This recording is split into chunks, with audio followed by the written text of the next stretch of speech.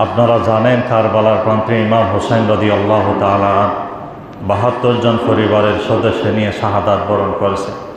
তিনি শাহাদাত বরণ করেছেন ইসলামের জন্যে, তিনি শাহাদাত বরণ করেছেন দ্বীনের জন্যে, তিনি শাহাদাত বরণ করেছেন ওনার নানার দেওয়া ইসলামকে দুনিয়াতে জীবিত রাখার জন্যে। আল্লাহ পাক রব্বুল আলামিন কোরআনুল কারীমের মধ্যে বলছেন, কুল লা আসআলুকুম আলাইহি আজরান ইল্লাল মাওয়াদ্দাতা ফিল কুরবা। এই আয়াতে কারিমার প্রেক্ষাপট আপনাদেরকে গত জুমাতে বলেছিলাম। আল্লাহর হাবিব সাল্লাল্লাহু আলাইহি ওয়াসাল্লামের ব্যাপারে নবীজির সাহাবারা সিদ্ধান্ত নিয়েছেন, কয়েকজন সাহাবা, যে আল্লাহর হাবিব সারাটা দিন দুনিয়ার সমস্ত সব কিছু ইসলামের জন্য দিয়ে দিতেছেন, সব সময় ইসলামের পিছনে ব্যয় করতেছেন। নবীজিরও তো পরিবার আছে, খরচের ব্যাপার স্যাপার আছে। তো সাহাবায়ে ইকরাম সিদ্ধান্ত নিলেন, কয়েকজন সাহাবী, যে আমরা আল্লাহর হাবিবের জন্য কালেকশন করে প্রতি মাসে কিছু হাদিয়া আল্লাহর হাবিবের দরবারে পেশ করব।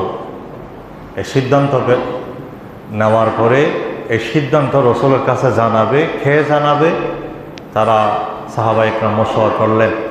মশওয়ারার মাধ্যমে রসুলের চাচা হযরত আব্বাস রাদিয়াল্লাহু তাআলা আনহুকে পাঠালেন, যে আপনি গিয়ে বলেন যে আমরা আমার নবীজির জন্যে প্রতি মাসে কিছু হাদিয়া দিতে চাই। নবীজির পুরো সময় দ্বীনের জন্য দিয়ে দিচ্ছেন, সব কিছু ইসলামের জন্য বিলীন করে দিচ্ছেন। নবীজিরও তো পরিবার আছে, খরচের ব্যাপার স্যাপার আছে। আমরা যদি প্রতি মাসে কিছু রসুলকে হাদিয়া দিই, তাহলে আল্লাহর হাবিবের পারিবারিক জীবনে চলাফেরাতে সহজ হবে। হযরত আব্বাস এই প্রস্তাব নিয়ে নবীজির কাছে গেলেন।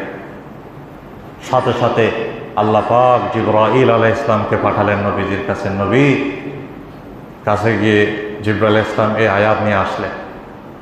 জিবরাইলকে বললেন, জিবরাইল আমার হাবিবকে গিয়ে বলো, কুল লা আসআলুকুম আলাইহি আজরান ইল্লাল মাওয়াদ্দাতা ফিল কুরবা।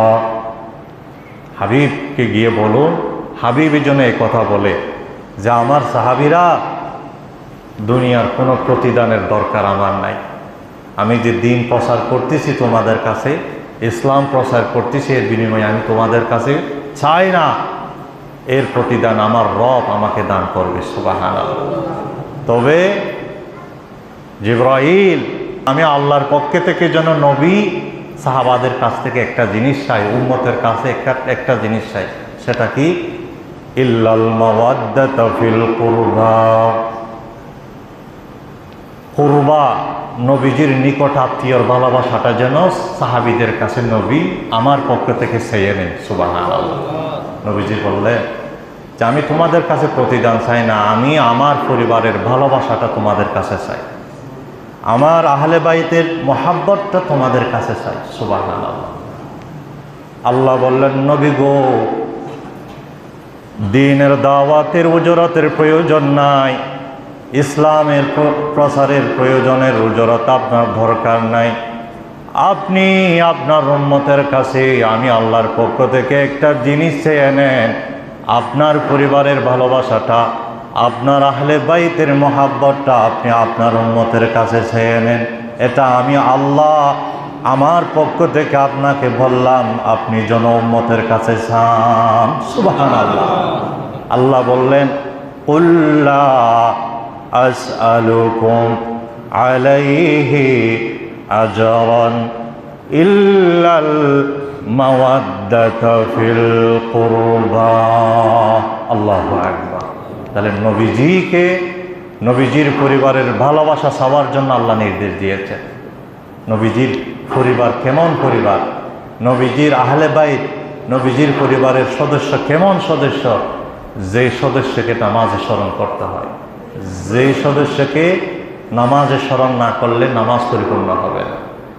আল্লাহ বললেন, নবী আপনার পরিবারকে কিয়ামত পর্যন্ত আপনার উম্মতের জন্যে প্রতিটি নামাজে স্মরণ করার ব্যবস্থা আমি আল্লাহ করে দিয়েছি। এই জন্য 2 রাকাত বলেন, 3 রাকাত বলেন, 4 রাকাত বলেন, যখন 3 রাকাতের নামাজ হবে যখন 2 রাকাতের নামাজ হবে, 4 রাকাতের নামাজ হবে, সেখানে দুরূদ পড়ে নবীজির প্রতি দুরূদ পাঠ করে, নবীজির পরিবারের প্রতি দুরূদ পাঠ করে আল্লাহ পাক উম্মত মুহাম্মাদের জন্য সুন্নত মুআক্কাদা করে দিয়েছেন। সুবহানাল্লাহ। আল্লাহুম্মা সাল্লি আলা মুহাম্মাদ ওয়া আলা আলি মুহাম্মাদ। আল্লাহ, আপনি আমার নবীর প্রতি শান্তি রহমত বর্ষণ করেন। শুধু আমার নবীর প্রতি নয়, আলে মুহাম্মদ, নবীর আহলে আয়ালের প্রতি শান্তি রহমত নাযিল করেন, নবীর আহলে বাইতের প্রতি শান্তি রহমত নাযিল করেন। সুবহানাল্লাহ। তাহলে নবীর পরিবার এমন পরিবার যে পরিবারকে নামাজও স্মরণ করতে হয়। নবীজির পরিবারের বিষয়ে আল্লাহ রাসূল বলেছেন, উযাক্কিরু বিকুমুল্লাহু ফি আহলি বাইতি, উযাক্কিরু বিকুমুল্লাহু ফি আহলি বাইতি। ও আমার সাহাবীরা, আমার আহলে বাইতের বিষয়ে তোমাদেরকে আল্লাহর কথা আমি স্মরণ করাইয়া দিচ্ছি। আমার আহলে বাইতের বিষয়ে তোমাদেরকে আমার রবের কথা স্মরণ করাইয়া দিচ্ছি। আমার আহলে বাইতের বিষয়ে আমার রব বলেছে, কুল লা আসআলুকুম আলাইহি আজরান ইল্লাল মাওয়াদ্দাতা ফিল কুরবা। আমি আমার উম্মতকে নিয়ে, আমার আহলে বাইতকে নিয়ে তোমাদের বিষয়ে আল্লাহর ভয় দেখাচ্ছি। কারণ নবীজি জানতেন উম্মতের এক পাপিষ্ঠ দল নবীজির পরিবারকে আঘাত করবে, নবীজির পরিবারকে হত্যা করবে, এটা নবীজি আগে থেকেই জানতেন। এজন্য ইমাম হুসাইন রাদিয়াল্লাহু তাআলা আনহু ছোট্ট অবস্থায় খেলাধুলা করতেছে। একদিন রাসূল পাক সাল্লাল্লাহু আলাইহি ওয়াসাল্লাম ইমাম হুসাইনকে বললেন, হুসাইন এদিকে আসো। দেখে নবীজি হুসাইনকে পায়ের উপর তুললেন। এরপরে বলল, হুসাইন তুমি আরেকটু উপরে উঠো। এরপরে হুসাইন আরেকটু উপরে উঠলেন। এরপরে বললেন, হুসাইন তুমি আরেকটু উপরে উঠো। এই বলে সিনাতে তুললেন। সিনাতে তুলে যখন একদম কাছাকাছি আনলেন, তখন আল্লাহর হাবিব নবুয়তের জুবানের ঠোঁট মোবারক হুসাইনের মুখে ঢুকাইয়া দিলেন। হুসাইনকে বললেন, হুসাইন তুমি এবার ভালো মতো আমার ঠোঁট মোবারক সুষ্টে থাকো, ইচ্ছা মতো এখান থেকে পানি তুমি তৃষ্ণার্ত মিটাইয়ে ফেলো। এমন একটা সময় আসবে যে সময় তোমার জন্য নদীর পানি বন্ধ করে দেওয়া হবে, দুনিয়ার পানি বন্ধ করে দেওয়া হবে। সেই দিন যেন তোমার পানির পিপাসা না লাগে। আজকে নানা দানের পক্ষ থেকে পানি খাওয়ার মতো পানি তুমি খেয়ে নাও। সুবহানাল্লাহ। এগুলো নবীজি আগেই থেকে জানতেন।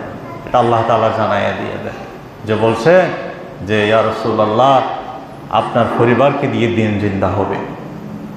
নবীর পরিবার হলো এমন পরিবার। এই জন্য আল্লাহর হাবিব সাল্লাল্লাহু আলাইহি ওয়াসাল্লাম কসওয়া নামক উঠে উঠে রাসূল পাক একবার ভাষণ দিচ্ছিলেন, আমি তোমাদের জন্য শক্ত 2টা জিনিস, মজবুত 2টা জিনিস তোমাদের জন্য রেখে যাচ্ছি। একটা হলো কিতাবুল্লাহ, আর একটা হলো আহলে বাইতি, আমার পরিবার। এই 2টা জিনিসকে আঁকড়ে ধরলে তোমরা কোনোদিন গুমরা হবে না। সুবহানাল্লাহ। কোরআন হলো থিওরি আর রসুলের পরিবার হলো প্র্যাকটিক্যাল। থিওরি আর রসুল পাক বলছেন কোরআনের হুবহু আমার আহলে বাইতকে স্মরণ করলে কোরআনকে অনুসরণ করা হয়ে যায়। অতএব এই 2টা জিনিসকে অনুসরণ করতে পারলে তার জন্য জান্নাতে যাওয়া সহজ হয়ে যাবে। সুবহানাল্লাহ। এ হলো রসুলের পরিবার।